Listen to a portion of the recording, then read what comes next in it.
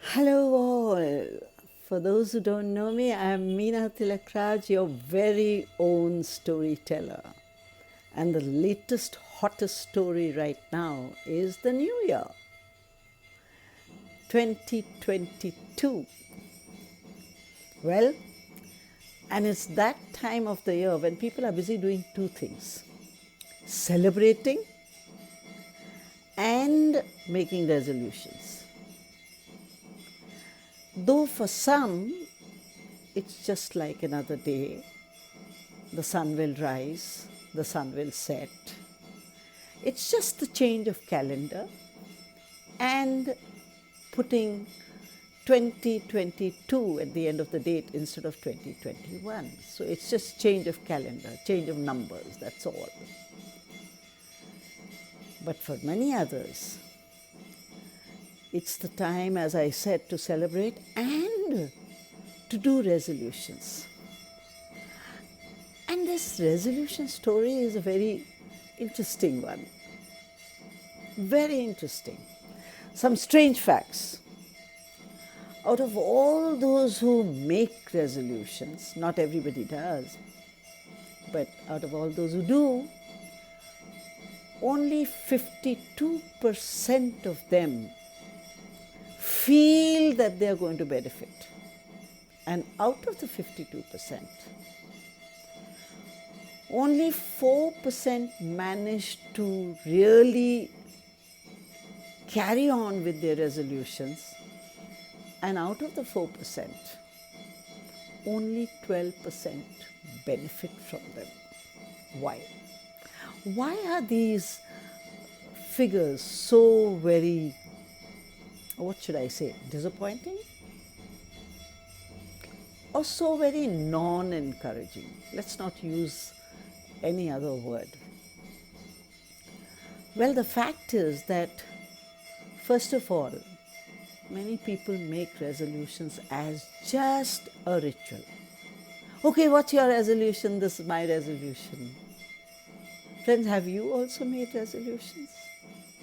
Think about it. Next, they make very, very unreasonable and unrealistic resolutions. After that, next, they make too many resolutions. Too many, so they can't keep them. Next point is they don't keep track of their progress. That, okay, we've made resolutions, so if we made a resolution, let's keep track like a project. No, they don't. And lastly, many of them forget about their resolutions. They made them, they did it for a few days, and then that's the end. Just for a few weeks. Some of them last for a few weeks, 2 weeks, 3 weeks, max a month or two, and after that it all fizzles off. So years ago, when I saw these figures, I decided I'm not going to make any resolutions, because I was also among those who don't keep them. So why make them, right? And we humans are so prone to temptation. Very few have willpower. Anyway, I'm not going to get into that, because this is the humorous side of resolutions. So, as I told you, I decided I'm not going to make any resolutions. So what do? Years ago, when my grandmother was alive, when Dadi was alive, she used to tell us to do certain things and we would just brush it off. Come on. But some few years ago, I decided to start following those. And they did help. So I'm going to share them with you. Dadi used to say that instead of making resolutions, what do you actually need? You need to be connected at 3 levels. One is you connect with yourself. Second is you connect with relationships. Your relationship could be anything, work-wise or personal, social, family, anything. And third is your connection with time. Very important. So these are the three connects where you've got to reconnect and actually reignite and connect again and strengthen those connections. So starting with yourself, first of all, she used to tell me, get up in the morning and remember that there's a death every 2 seconds, and therefore thank the Lord that you're alive and you've woken up. That's a point to celebrate every day. Forget New Year. Every day, the fact that you wake up is a point to celebrate. So get up, say, thank you, God, I've woken up safe and sound and healthy, functioning, and go to the mirror, smile to yourself, and compliment yourself. Say, you're looking pretty, you're looking cute. Or if there's something, okay, I've got to work on this. And then promise yourself to have a good day. Okay. Having done that, the next thing is make your own bed. People do. I never used to, but I started. Make your own bed. After that, remember to give something to somebody before you take your first bite. You can water a plant. You can put aside some grain for the birds. Or you can just offer water to the rising sun. But give before you take. Start your day with giving. Make giving first a kind of a principle, a kind of a habit. This is what she used to tell me. And then she would say, after having offered something to someone, then comes the next one, is about relationships. But I'm going to tell you that last. I'll tell you about time first. Okay? Your relationship with time. First of all, remember, many people right now are making a big hullabaloo about time management. My dear friends, time is too great, too potent, too powerful an entity. You cannot manage time. Time manages you. If some of you remember one movie, Indian movie, Hindi movie, Waqt, it will tell you how time manages you. But nothing big to do about it. Just remember that time is a very potent entity. You cannot, it's too big for you to manage. We cannot manage time. Time manages us. You have to just surrender to the power of time, to the power of now. Now means no other way. It's like this. Okay? Surrender yourself. Dive into time, affords you, allows you to dive into it and to flow with it. Whatever resolution you may make, whatever plan you may make for the day, you will have to flow with the time and then see the magic flow. Okay? I'm not saying don't make plans, but be ready for the unknown, because something, you know how it is, something may crop up. So flow with the time and see the magic unfold. Right? Make your plan. Prioritize. You can only optimize time. So prioritize what you want to do and do layering, task layering. That means you set one thing in motion and in the meantime you do something else. Okay? So it's like that. Suppose you want to do recording, you want to record something or from one device to another. You set it for recording, and then whilst that is getting recorded, you do something else. So that is called time layering or task layering. So you do task layering. Prioritize and do task layering. That will help you. Okay, and one more thing about time. Whatever you start, make sure you finish it.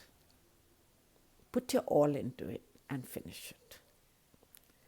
And now I'm going to tell you about relationships with yourself.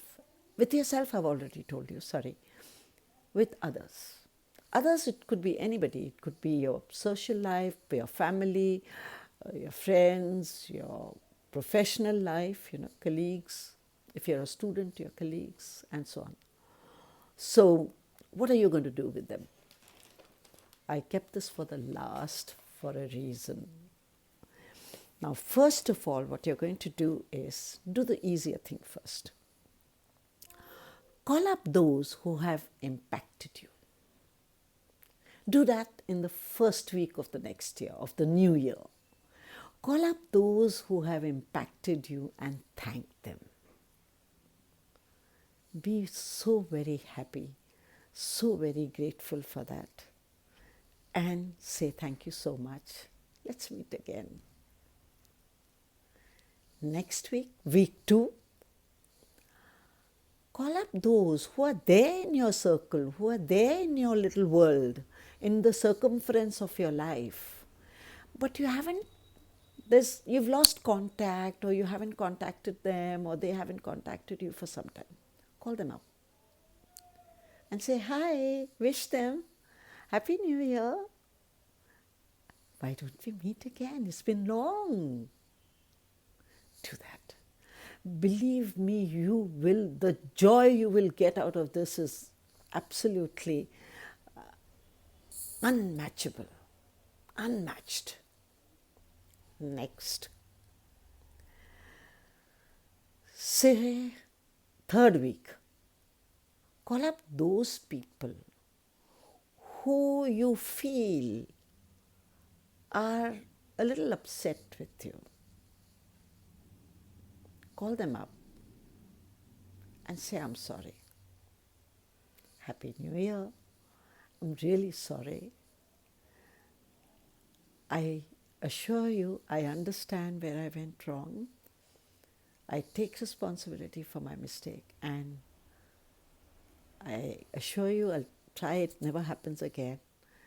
Let's be friends again. Let's meet. Do that. Why did I keep this for week 3? It's difficult to say sorry. At times. It's really difficult. At times our embarrassment, sometimes ego, sometimes self-righteousness that no, I was not wrong. Remember that the relationship is bigger than your ego. It's more valuable. So never mind. Say sorry. You might never know that the other person may turn around and say, oh my God, why should you be sorry? Actually, I'm sorry. I also made a mistake.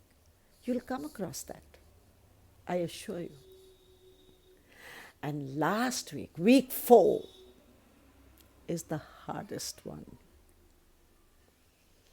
Call up those who have hurt you, who have offended you, however big it is.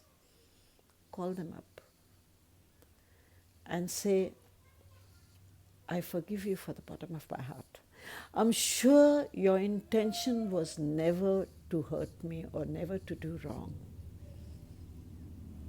I understand that you must have done what you thought you should do. But I got hurt instead. But let's forget. Let's value our relationship. Let's get together again. And let's make sure that we learn from our mistakes and we don't let them happen again. Friends, I kept this for week 4 because this is the hardest.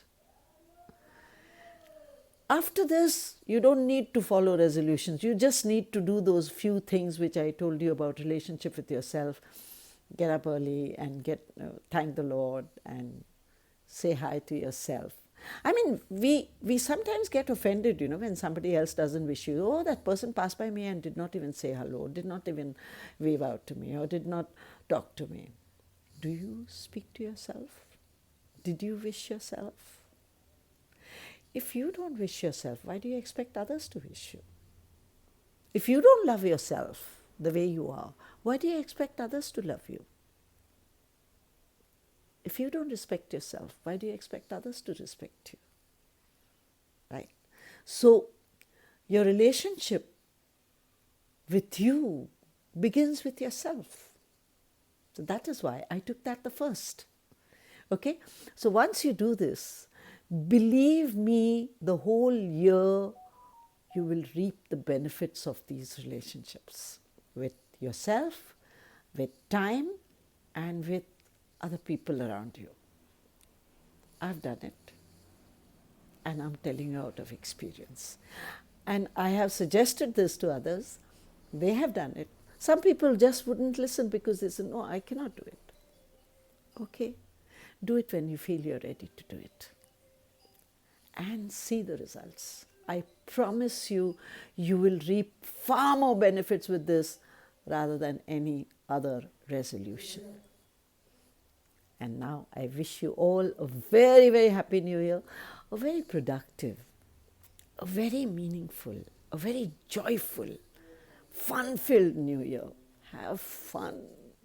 Once you do all this, have fun. Remember, without fun, there's no life. Have fun. Enjoy your life. All the best to all of you. Bye, and keep connected. Stay connected with me for my next video.